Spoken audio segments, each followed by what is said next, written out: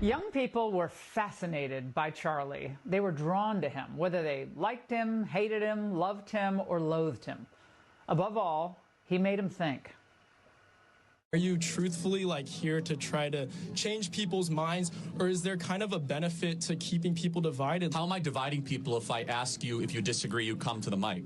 How is that divisive? Your critics are saying that you're trying to keep people divided. They're urging people not to come talk to you because you're going to spin it. What would you like to say to your critics? They're welcome to come to the microphone and say whatever they want to me, but they're intellectual cowards and they won't do that. You know how we heal our divides? By talking to people we disagree with. I would agree with that. We will get closer to a civil war if we act like that. We just yell at people we don't like. That's how you get closer to dividing the country. You heal the country when you allow disagreement and you allow a microphone with people that have differing views.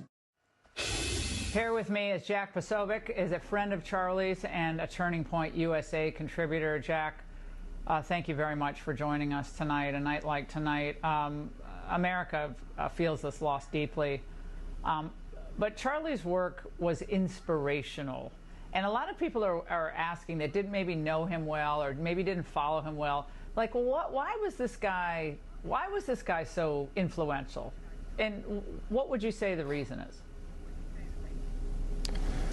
Well, Laura, thanks so much again for having me on. And look, I'm here tonight because I know it's what Charlie would have wanted, because he would never have wanted any of us to quit.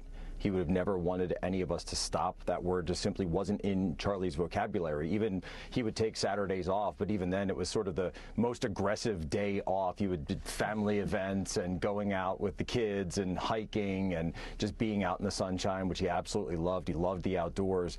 And I think that drive absolutely shone through, and light shone through in every single thing that he did and every single event that he did, that it was absolutely genuine. He spoke to people's hearts, not just about his love of country, not just about his love of freedom of speech, but also about his love of Christ and his deep, devout Christianity, which he always put front and center, even up to and including this final day.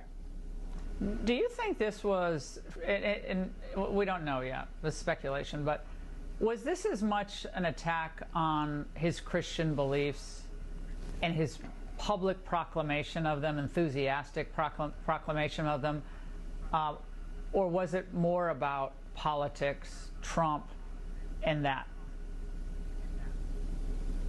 Well, Laura, we'll see, but I think that when it comes to these types of shooters that we've seen so far in the pattern, they see it as all inextricably linked. We just saw an anti-Christian shooter up in Minneapolis, Minnesota. We saw another one in Nashville a few years ago. Mm-hmm. And when you look at the profile of the pattern that's going on just the past year, from Butler, Pennsylvania, to Luigi Maggioni, to this horrific event, and some of the information that's come out now of the Wall Street Journal, it's very clear that there seems to be a group of people in this country who hate everything that we stand for. They hate God, they hate Christ, and because they know they can't take Christ out or they can't take God out, what do?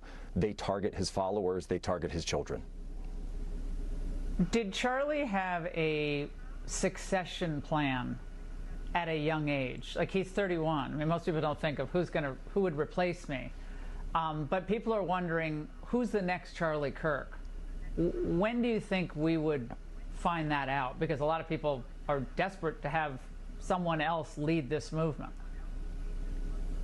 Look, I know exactly how Charlie would answer that question. If somebody came up to him on campus and said, who's the next Charlie Kirk? Charlie would say, you are the next Charlie Kirk, because it's your turn now. It's your turn to step up. It's your turn to lead. I fought my fight, but the mission is not over, and the story is not over. Turning Point USA is going to be an institution that lives on far beyond Charlie Kirk, and his legacy will absolutely live on in this. And that's what Charlie would say. He would say, you're the next Charlie Kirk.